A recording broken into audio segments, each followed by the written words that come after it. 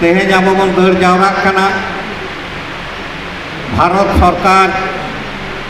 नवा दिसोम रेना सिकुलारिज्म झतो धर्म रेना जे मेटांग आइदर संविधान रे ऑल मेनाआ मन मेनाआ चर्चा रेना आइदर मेनखान नवा सिटीजन एमेंडमेंट एक्ट लेकाते 3 गोटांग धर्म कोड एमाको कना और बाकी आबो आदिवासी आबो सान्ताड़ को लेकान आदिवासी को जतो एटा धर्म करे मालट बन रेना जहाँ मेटांग पंथा को साब आका नोआ रे आलो को मालट दाड़ेयाबन नोआ हुदिस काते गे आबो नुनदिन जहाँ सारी धर्म बन चर्चा आगू कदा जाहेर रे जहाँ बन बोंगा आगू कदा आतो ओड़ा सावता रे जहाँ को नेमाचार नारी बन मनाव आगू कदा मनाव हेज कना मनाव सेनोक कना मेनखान नोआ इदी काते नोआ जे हुलसाई 2021 खन बन एहब केदा ओना दो नोआ नोआ मेटांग नवा जुग रेना दाबी लेकाते जे आबोआ जहाँ धर्म डाहार मेनाआ आबो दो एटा धर्म खन दो सानामाज दो जुदा गे ताबोना आबो दो एटा अकय धर्म संगे हो हिंदू हयो ईसाई हयो बुद्ध हयो और जहाँ को नको संगे बांगबन सलम लटमोआ आबोआ मेटांग डाहार मेनाआ अड़ी सारी सनद सारी धर्म डाहार मेनाआ ओना रेना हो जाते मान्यताय नाम भारत सरकार ठेन ओना लगिद मेटांग हुलसाई नोआ 2021 रे सारी धर्म कोड कमिटी विभिन्न संगठन आजमेद गया जुमिद काते जतो जिला रे डेपुटेशन होई कना आबो गोटा पकड़ नोआ तारास बन एमेदा कोलकाता नगर रे रानी रासमणी रोड रे हो आबो नोआ को दाबी बन इदी कदा जाबो जाते आबो सारी धर्म रेना कोड बन नाम आबो मान्यता बन नाम मेनखान नोआ सारी धर्म रेना नोआ जे आगिल और नीट और हापेन नोआ को जहाँ कथा तो नोआ दो आबोआ नोआ चर्चा भितरी रेगे ताहेना ताहे कना मेना आकदा आरो आबोरेन हिजुक कान दिन रेन पोंग पोंगला बिरादारी को नको नाकान नोआ दको सोतो इदिया नको चितान रे अंगीभार ताहेना तो नोआ जुमिद रे तेहे नोआ परिस्थिति रे अल्प हर बन हेज कना मेनखान आबोआ नोआ बाडाय लगती कना ये लड़ाई चे लेका सरकार संगे मेनाआ लड़ाई दो आबो भितरी रे हो मेनाआ आबो भितरी रे चे लेका आबो आतो ओड़ा रे शहर बाजार रे अड़ी ठाव रेगे आबो नोआ को चर्चा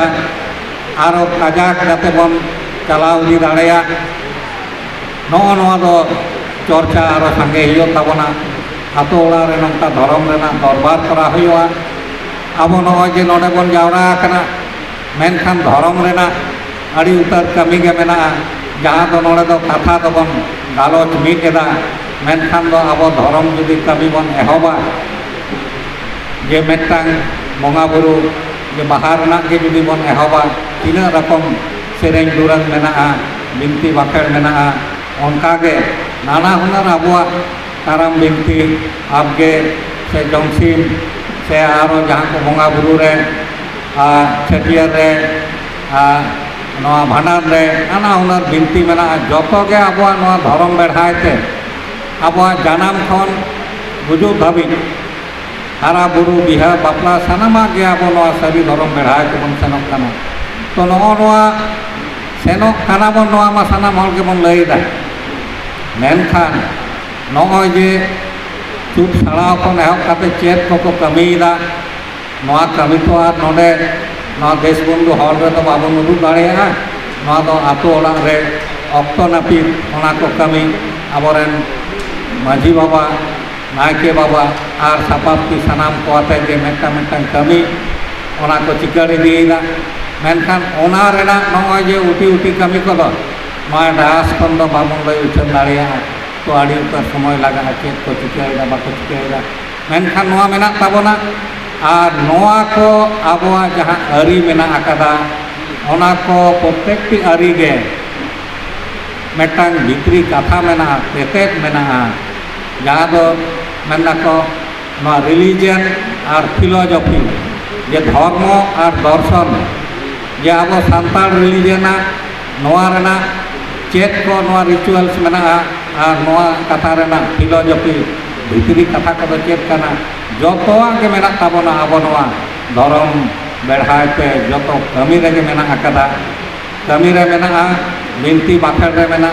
सेरेंग दुरंग रे मेना मेनखान नोआ डायास खन दो मिद घड़ी पे जोतो बांग बन आंजम ᱧᱟᱢᱟ तो मेना ताबोना तो नोआ आइडेंटिटी आबो जहाँ रे मेना आकादा आबो सानाम को भितरी रे नोआ बन बुझामा बुझाव हचो कोआबन आबोरेन पंग पंगा को आतो अड़ी उतर आतो मेना जहाँ करे दो सानामा चर्चा उनका लेका बांग होयोगा तो ओना को जतो करना रेगे आबो सांताल मिद पार्सी तेबन रड़ काना भारत दिसम रे सांताल आबो मिद पार्सी तेबन रड़ काना नेपाल रे बांग्लादेश रे एटा दिसम करे जहाँ रे को सेन कान ओ जे मिद पार्सी तेबन रड़ काना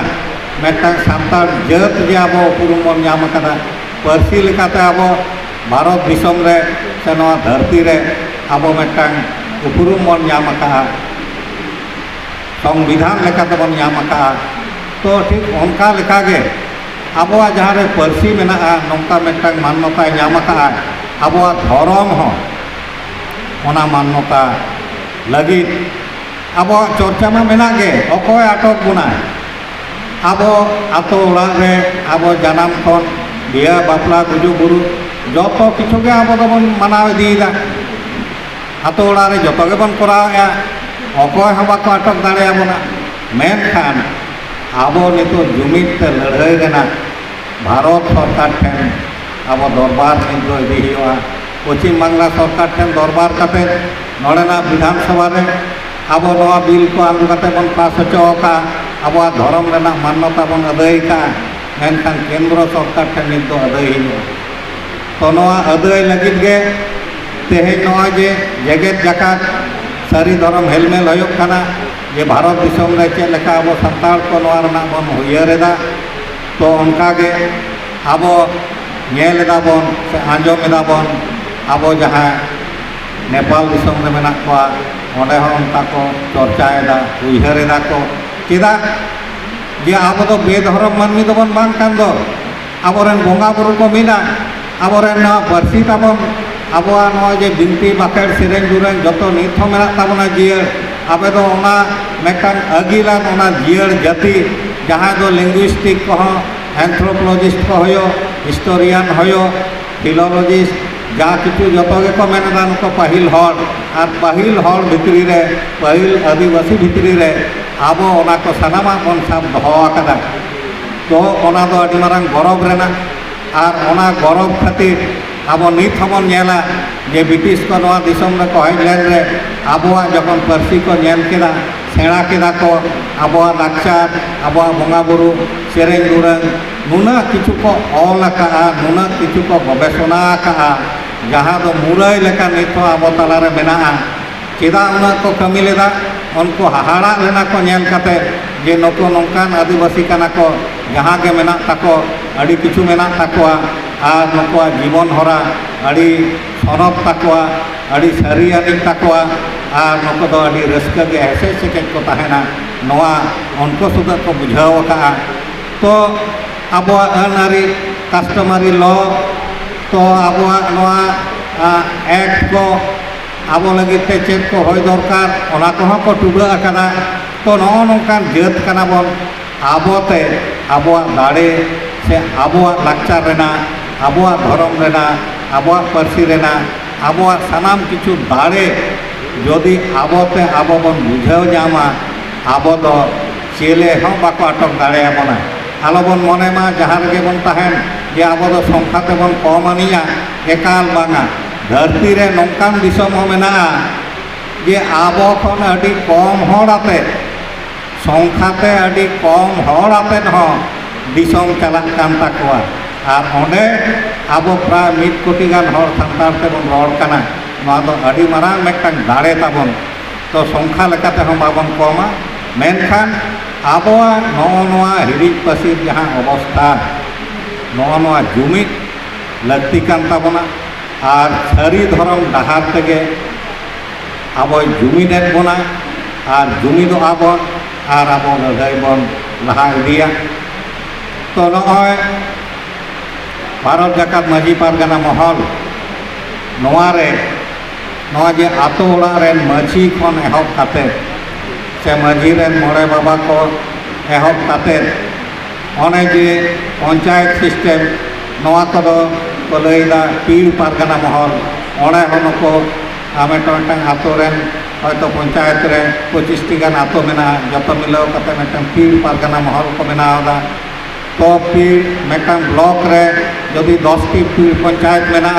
उनको 10 टी पंचायत रेन हड़ाते मेटन मुलुक पारगाना महल को बनावदा और उनका सब डिविजन रे जदि 10 टी गान थाना से ब्लॉक मेना उनको थाना आते मेटन तलाट पारगाना महल को बनावदा और मेटन जिला रे जदि बारिया पिया से 9 गोटांग गान सब डिविजन तहना उनको मिलाव काते मेटन जिला पारगाना महल तो उनकागे पनत पारगाना महल पपनत पारगाना महल बनाव काते आबो आतो खन मेटन स्टेट रे मेटन पनत रे ओना जुमिद बन तैयारेदा तो उनकागे पश्चिम बांगला रे जतो जिला रे पारगाना महला नोआ जुमिद रेना मेटन कमी हरा सेनोग काना और उनकागे आरो एटा राज्य को संगे हों उनकागे दिसोम तारी नोआ कुमुट बनाव काना दिसोम पारगाना महल तो नोआ को बनाव रना उद्देश्य दो चेद आबो नॉय जे माझी आरी मेना तो माझी कोदो आतो ओड़ा रे आबोआ जानाम खन आबोआ बोंगा बुरु आबोआ एमान ते लाय लाकचार नको माझी बाबा ताको आयुरते आबोआ सावता ओने सेनोग काना और दिसोम को नोंका तपलोग काना ओने जे आतो ओड़ा खन आरो सानाम दिसोम तपल लगिते पारगाना आबाद मेनाग कोआ नुकुआते नोआ जुमिद बन तैयारेदा तो नोआ रे नेल काना आले गोटा पश्चिम बांगला रे आबो धरम रेना आड़ी रकम नितो जहाँ को आड़ी दिन चर्चा बांग होई कानते आड़ी रकम nyutum को हुदिस बाड़ाया एनो पश्चिम बांगला रे दो भारत जाकात माजी पारगाना महल आबो धरम लैते दो सारी धरम गे दरबार रखा गोटा काते रे दरबार रखा गोटा पश्चिम बांगला पारगाना महल सारी धरम गोटा रखा और नोआ लगिते नोआ हुलसे रे शामिल मेनाय कदा तो नोआ नोंका काते आबो जुमिदो होयोआ तो नोडे नोआ जे माझी आरी आतो रे आडी क्षेत्र रे आबो नोंका नेलोग काना जे माझी बाबा को न्यू बुल काते हयतो जथात मन बाको नामेदा से बाबन एमा को काना से बाको हताव दाड़ेया काना मेनखान नोआ जहाँ सिस्टेम कान ताबोना आबो नोआ नोआ सिस्टेम तालाते जुमिद दो आडी आट गोटा दिसोम रे सान्ताड़ महल आबो बन जुमिद दाड़ेया ओना मानाव बता आबो ठीक दहय हुयुआ आबो भितरी रे हांडी पाउडर रना चल मेना मेनखान दो बोंगा बुरु लगी